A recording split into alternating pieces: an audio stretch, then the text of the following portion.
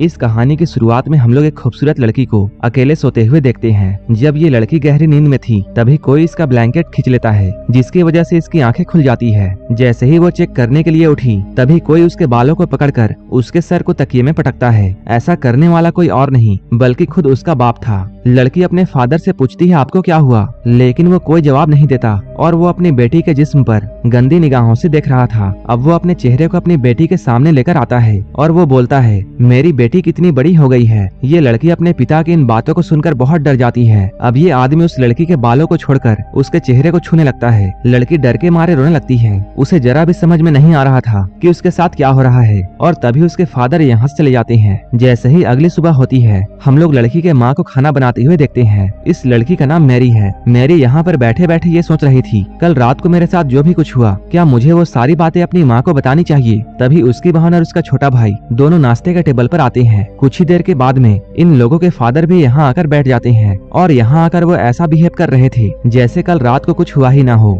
मेरी मन ही मन में ये सोचती है कल रात को तो ये मुझे बहुत बुरी निगाहों से देख रहे थे, लेकिन अभी ये इतने नॉर्मल कैसे हैं। इसके बाद मेरी टेबल से उठती है और यहाँ से चली जाती है। तभी उसकी मदर यहाँ आकर खाने को जोर से टेबल पर पटकती है। यहाँ पर मॉम बहुत ही अजीब तरीके से खाने को खाती है, जैसे कि उन्होंने महीनों से खाना नहीं खाया हो। मॉम को ऐसी अजीब हरकतें करते हुए देखकर उसके बच्चे डरते हैं। तभी उसका बेटा भी खाने को उगल देता है और कहता है खाने में बहुत नमक है। तभी मॉम उसी खाने को उठाकर पागलों की तरह खाने लगती है। आखिर इस फैमिली के साथ में इतनी अजीब घटनाएं क्यों हो रही है। असल में इस फैमिली ने जब से एक नए कॉटेज में शिफ्ट किया है तभी से इनके साथ में अजीब सी घटनाएं हो रही है। इनके पड़ोसी कभी इनके आंगन में कोई अजीब सी स्टैचू लगा देते हैं तो कभी कोई उनके घर के सामने मरा हुआ जानवर लटका देता है। वहीं फादर हर रात को अपनी बेटी के साथ में अजीब सी हरकतें करते हैं। इसके अलावा मॉम भूखे भेड़िए की तरह खाने को खाती है और अपना खाया हुआ खाना अपने बेटे को भी खाने के लिए देती है, लेकिन बेटा इस खाने को खाना नहीं चाहता और वो अपने पिता की तरफ देखता है। वो कहते हैं अगर तुम इस खाने को खाना नहीं चाहते तो मत खाओ। फादर के इस बात को सुनकर मॉम उन्हें गुस्से भरे निगाहों से देखती है। इसके बाद वो खाने को टेबल पर फेंक देती है और प्लेट्स को भी जमीन पर फेंकती है। ये सब देखकर बच्चे बहुत डर जाते हैं। वो अपने बेटे को चिल्लाकर ये कहती है जो भी कुछ मैं बनाती हूँ तुम चुपचाप उसे खाया करो। वो इतनी जोर से चिल्लाती है कि उसका बेटा डर से रोने लगता है। बाप और बेटी को समझ में नहीं आ रहा था कि मॉम को क्या हो रहा है, लेकिन ये सब तो बस शुरुआत थी। इधर मैरी जब बाथरूम में नहा रही थी तभी कोई उसके पास आकर खड़ा हो जाता है। जब वो शीशे को साफ करके देखती है तब वो अचानक अपनी बहन को यहाँ देखकर डर जाती है। कुछ देर के बाद ये दोनों बहनें कमरे में होती हैं। तभी छोटी बहन मैरी को यह बताती है कि कैसे हर रात उसके फादर उसके कमरे में आते हैं और उसके साथ अजीब सी हरकतें करते हैं। मैरी जब अपने बहन से इन बातों को सुनती है तो उसे यकीन नहीं होता है कि उसके बहन के साथ में भी वैसा ही हो रहा है जैसा कि उसके साथ हर रात होता है। ये लोग अभी बातें कर ही रहे थे तभी इनके डैड अचानक यहाँ आ जाते हैं। इनके डैड ने भी इन दोनों की बातें सुन ली थी। तभी अचानक वो एक चाकू निकालकर इन दोनों पर हमला कर देते हैं। मैरी उन्हें धक्का देकर गिरा देती है और ये लोग अपनी जान बचाकर कमरे से भागते हैं। फिर से उनके डैड उनके सामने आ जाते हैं और मैरी की बालों को पकड़ लेते हैं। वो कुछ देर इन दोनों को देखते हैं और फिर मैरी को उठाकर फेंकते हैं। मैरी सीढ़ियों पर जाकर गिरती है और चोट की वजह से बेहोश हो जाती है। वहीं मैरी की बहन एना डरकर वहाँ से भागने लगती है। जब वो पीछे मुड़कर देखती है तब वो पाती है उसके डैड उसके पीछे नहीं आ रहे हैं। इधर डैड स्टोरेज रूम में गए हैं और वहाँ से वो एक हथौड़ा लेकर बाहर आते हैं। तब तक इधर मैरी को भी होश आ जाता है। वो अपनी बहन एना को ढूंढने लगती है। तभी अचानक उसे ऐसा लगता है जैसे कोई उसके पीछे है। वो जैसे ही पीछे मुड़ी सामने उसके डैड हथौड़ा लेकर खड़े थे। वो हथौड़े को लेकर मैरी पर हमला करने ही वाले थे। तभी एना जोर से चिल्लाती है जिससे डैड रुक जाते हैं। एना एक बैट उठाकर अपने डैड के मुंह पर जोर से मारती है, लेकिन उसके डैड को कुछ नहीं होता। इसके बाद उन्होंने एना पर भी हथौड़े से हमला किया। एना जैसे ही नीचे झुकी हथौड़ा जाकर दरवाजे पर लगता है। तभी नीचे से किसी की आने की आवाज सुनाई देती है। ये आवाज किसी और की नहीं बल्कि इनके डैड की थी जो कि सीढ़ियों से ऊपर आ रहे थे। डैड की आवाज को सुनकर ये आदमी हथौड़े को फेंकता है और दूसरे कमरे में चला जाता है। डैड जैसे ही ऊपर आते हैं यहाँ का नजारा देखकर वो डर जाते हैं। इसके बाद वो अपनी बेटियों को देखते हैं जो कि उनसे डरकर पीछे हट रही थी। तभी डैड के पैरों के नीचे वही हथौड़ा आता है और वो दीवार में बने हुए छेद को देखते हैं। डैड इन दोनों से डांट कर ये पूछते हैं क्या तुम दोनों यहाँ पर लड़ाई कर रही थी? लेकिन वो दोनों कोई जवाब नहीं देती।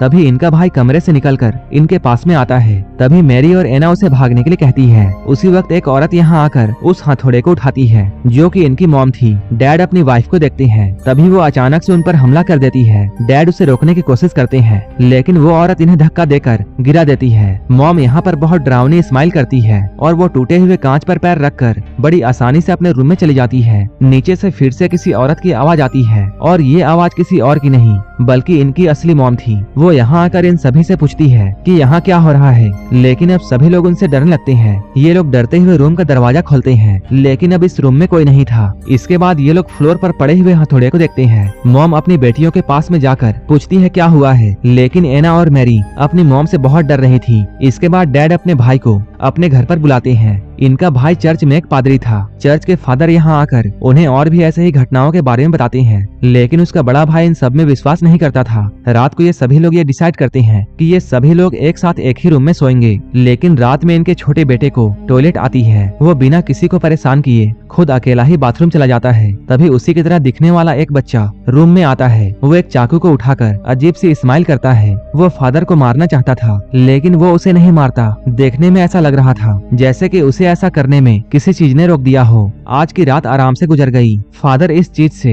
अकेले नहीं लड़ सकते थे, इसलिए उन्होंने अपने सीनियर्स से मदद मांगी। सीनियर्स आपस में बैठकर बातें करते हैं कि आखिर उस घर में क्या चल रहा है। अब ये सभी लोग वहां जाकर प्रार्थना करने का प्लान बनाते हैं। ये सीनियर फादर इस काम में बहुत माहिर थे। फादर अपनी टीम के साथ में शाम में वहां जाने का प्लान करते हैं। अब ये लोग उनके घर जाने के लिए निकलते हैं, लेकिन रास्ते में एक कौवे ने उनके गाड़ी पर अटैक कर दिया, जिसकी वजह से उनके गाड़ी का आगे का शीशा डैमेज हो जाता है, जिससे गाड़ी का बैलेंस बिगड़ा और गाड़ी एक गड्ढे में जाकर गिर गई। वहीं दूसरी तरफ हम लोग डैड को देखते हैं, जो कि अपनी बेटी मैरी को बेड से बांध देते हैं। वो उसे समझाने की कोशिश करती है, लेकिन डैड कहते हैं इन सबको ठीक करने का बस यही तरीका है। आधी रात में फादर खून से लथपथ होकर इनके घर में आते हैं। वो इन लोगों को ये बताते हैं सभी फादर्स मारे जा चुके हैं, इसलिए अब जो भी कुछ करना है हमें ही करना होगा। यहाँ पर मैरी को बेड से बंधा हुआ देखकर फादर अपने काम को करना चाहते थे, लेकिन उन्हें अकेले डर लग रहा था, क्योंकि लास्ट टाइम जब उन्होंने ऐसा करने की कोशिश की थी तब उस शैतान ने फादर के सारे फैमिली मेंबर्स को मार दिया था। इसलिए उन्हें यह डर था कि कहीं फिर से ऐसा ना हो जाए, और अगर ऐसा हुआ तब वो अपने भाई के फैमिली को भी खो देंगे।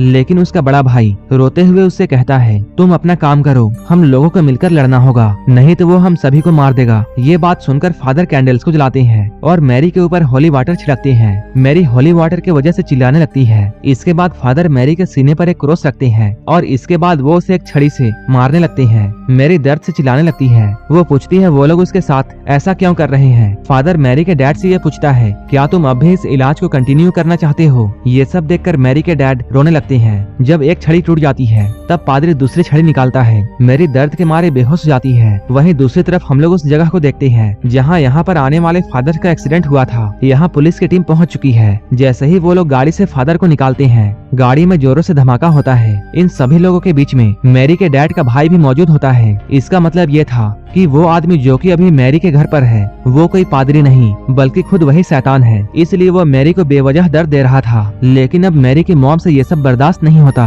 वो कहती है ये कोई इलाज नहीं है, ऐसा करते रहने से मेरी बेटी तो मर जाएगी। इसके बाद वो फादर को पकड़ लेती है ताकि वो मैरी को ना मार सके, लेकिन डैड उसकी बातों को नहीं सुनते और वो अपनी बीवी को जोर से धक्का देते हैं और पादरी से कहते हैं तुम इस रिचुअल को करते रहो। इसके बाद अचानक डैड अपनी वाइफ के पास में जाकर उसका गला दबाने लगते हैं। तभी अचानक वो अपने भाई की तरफ देखता है जिसके चेहरे पर एक डरावनी हंसी थी। डैड को समझ में आ जाता है। इसके बाद वो शैतान पर हमला करते हैं, लेकिन वो शैतान डैड को मारकर नीचे गिरा देता है। जैसे ही वो शैतान डैड को मारने वाला था तभी असली फादर यहाँ पहुँच जाते हैं। वो यहाँ पर कुछ मंत्र पढ़ते हैं जिससे वो बुरी आत्मा यहाँ से चली जाती है। मैरी बहुत बुरे तरीके से जख्मी हो गई थी। इसके बाद वो स्टोरेज रूम की तरफ जाने लगती है। तभी फादर मैरी के सामने एक मिरर रखते हैं जिससे मैरी के बॉडी से शैतान निकलकर भागने लगता है। फादर उस शैतान को अपने शरीर के अंदर ले लेता है और अपने भाई से उसे मारने के लिए कहता है, जिस पर उसका भाई टूटे हुए क्रॉस को उसके सीने पर घुसा देता है। ऐसा करने से शैतान और फादर दोनों एक साथ मर जाते हैं। अंत में ये फैमिली सही सलामत बच जाती है और इसके साथ ये मूवी भी यहीं पर खत्म हो जाती है। ऐसे ही वीडियोस के लिए आप हमें टेलीग्राम और इंस्टाग्राम पर फॉलो कर सकते हैं। मूवी अच्छी लगी हो तो एक लाइक जरूर कर देना और ऐसे ही वीडियोस के लिए आप हमारे चैनल को सब्सक्राइब जरूर कर लेना।